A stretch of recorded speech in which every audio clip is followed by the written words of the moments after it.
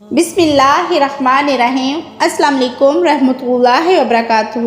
ناظرین، قرآن مجید فرقان حمید میں اللہ رب العزت نے ارشاد فرمایا، اور زنا کے قریب ہی نہ جاؤ، بے شک وہ بڑی بے حیائی اور برائی کا راستہ ہے۔ ناظرین، کیا آپ جانتے ہیں کہ زنا کی ابتدا کب اور کیسے ہوئی؟ کائنات عالم میں سب سے پہلے کس بدبخت انسان نے اس گناہ کا ارتکاب کیا؟ اسلام میں زنا کی سزا کیا ہے؟ یہی ہماری آج کی ویڈیو کا موضوع ہوگا، اور ہم آپ کو زنا کی ابتدا اور حرمت قرآن و حدیث کی روشنی میں انتہائی اہم معلومات فراہم کریں گے۔ ناظرین، جب ابو بشر حضرت آدم علیہ السلام اور حضرت حوا سلام اللہ علیہ کو جنت سے نکال کر زمین پر اتارا دیا، اور پھر اللہ تعالیٰ کے حکم سے حضرت آدم علیہ السلام کو اور حضرت حوا سلام اللہ علیہ کے ہاں اولاد پیدا ہوئی۔ بعض روایات کے مطابق حضرت سلام اللہ علیہ یعنی کہ حضرت حوا کو 20 حمل ٹھہرے، جن میں سے 40 بچے پیدا ہوئے، اور ہر حمل سے ایک لڑکی اور ایک لڑکا پیدا ہوا۔ حضرت آدم علیہ السلام چونکہ کائنات کے اہل انسان تھے، اور زمین پر حضرت انسان کی نسل بڑھانے کے لیے ایک حمل سے پیدا ہونے والی لڑکی کی شادی دوسرے حمل سے پیدا ہونے والے لڑکے کے ساتھ کر دی جاتی، جبکہ دوسرے حمل کی لڑکی کی شادی پہلے حمل کے لڑکے کے ساتھ کی جاتی۔ ایک حمل کے بہن بھائی اللہ رب العزت کے حکم سے آپس میں بہن بھائی قرار پاتے تھے۔ ناظرین، اسی دوران حضرت آدم علیہ السلام کے ہاں قابیل اور حابیل 2 بیٹے پیدا ہوئے۔ قابیل کی بہن اکلیمہ بہت زیادہ خوبصورت تھی، جبکہ جو لڑکی حضرت حابیل علیہ السلام کے ساتھ پیدا ہوئی تھی وہ اتنی خوبصورت نہیں تھی۔ چنانچہ جب یہ بچے بڑے ہوئے اور ان کی آپس میں شادی کا وقت آیا تو قابیل نے حضرت حابیل علیہ السلام کی بہن کے ساتھ نکاح کرنے سے انکار کر دیا، اور کہنے لگا کہ یہ تو بالکل خوبصورت نہیں ہے، میں اپنی بہن اکلیمہ کے ساتھ شادی کرنا چاہتا ہوں۔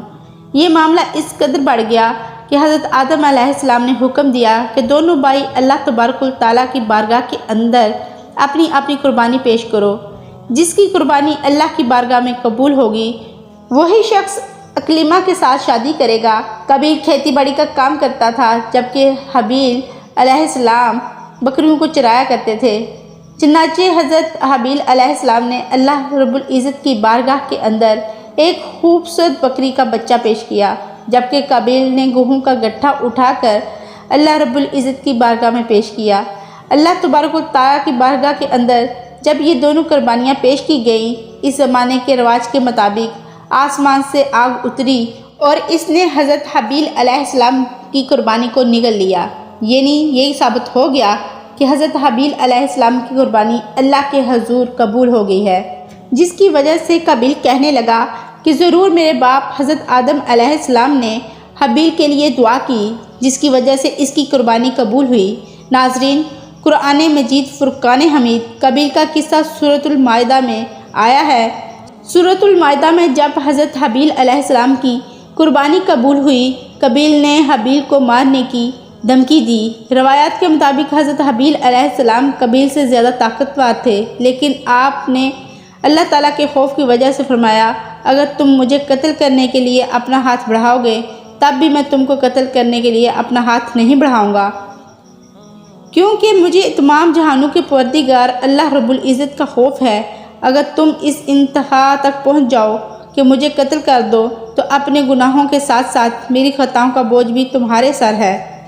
یہ باتیں سن کر قابیل کو شدید غصہ آیا، اور اس نے حابیل کے سر پر پتھر دے مارا، جس سے آپ کی موت واقع ہو گئی، اور یہ زمین پر پہلا قتل تھا۔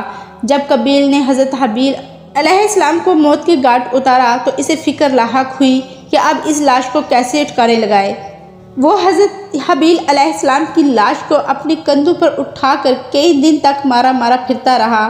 بعض مفسرین نے ذکر کیا ہے جب حابیل نے قتل کر لیا تو اس کی لاش 1 سال تک اپنے پشت پر لادے پھرتا رہا۔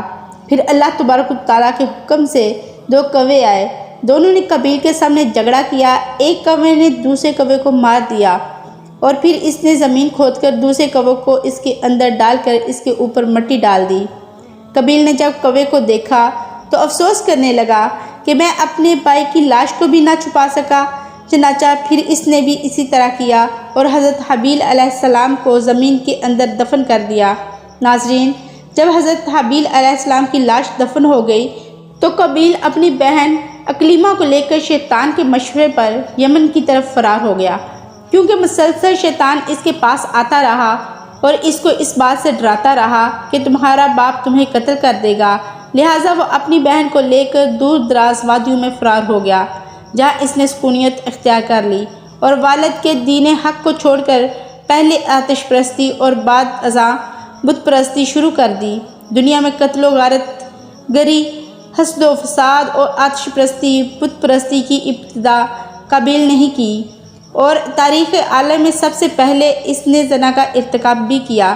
اس نے اپنی بہن اکلیمہ کے ساتھ زنا کیا۔ حضرت آدم علیہ السلام کو اپنے فرزند حابیل کے قتل کا سخت رنج و غم تھا، کیونکہ وہ ان کا جانشین تھا۔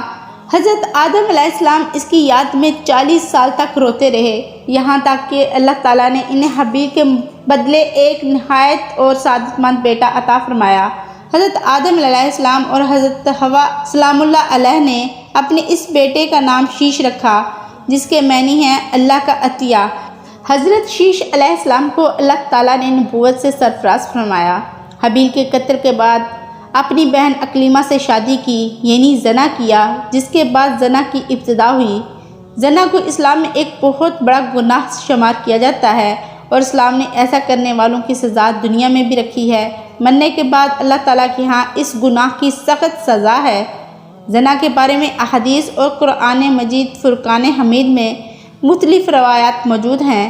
اللہ رب العزت نے قرآن مجید فرقان حمید میں ارشاد فرمایا، زناکار عورت اور مرد میں سے ہر ایک کو 100 کوڑے لگاؤ۔ ان پر اللہ کی شریعت کی حد جاری کرتے ہوئے تمہیں ہرگز ترس نہیں آنا چاہیے۔ اگر تمہیں اللہ پر اور قیامت کے دن پر ایمان ہے تو اس کی سزا کے وقت مسلمانوں کی ایک جماعت موجود ہونی چاہیے۔ ناظرین، زنا کی شرعی سزا یہ ہے کہ اگر کوئی بالغ شادی شدہ مرد یا عورت زنا کرے، اس کو سنسار کر دیا جائے، یعنی پتھر مار مار کر قتل کر دیا جائے۔ اگر غیر شادی شدہ اس گناہ کا مرتکب ہو جائے تو اس کو 100 کوڑے مارے جائیں، اور یہ سزائیں سر عام مجمع میں ہوں تاکہ لوگ اس سے عبرت حاصل کریں۔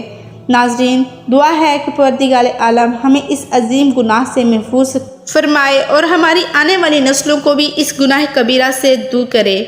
اس امید کے ساتھ کہ آپ کو میری آج کی ویڈیو پسند آئی ہوگی۔ اگر آپ کو میری آج کی ویڈیو پسند آئی ہے تو میرے چینل کو لائک، شیئر اور سبسکرائب کریں، اور میرے چینل کو سبسکرائب کر کے مومنہ وائس چینل کا حصہ بنیں۔ اجازت دیں، دعاؤں میں یاد رکھیں، اپنا اور اپنے گھر والوں کا خیال رکھیں۔ اللہ حافظ۔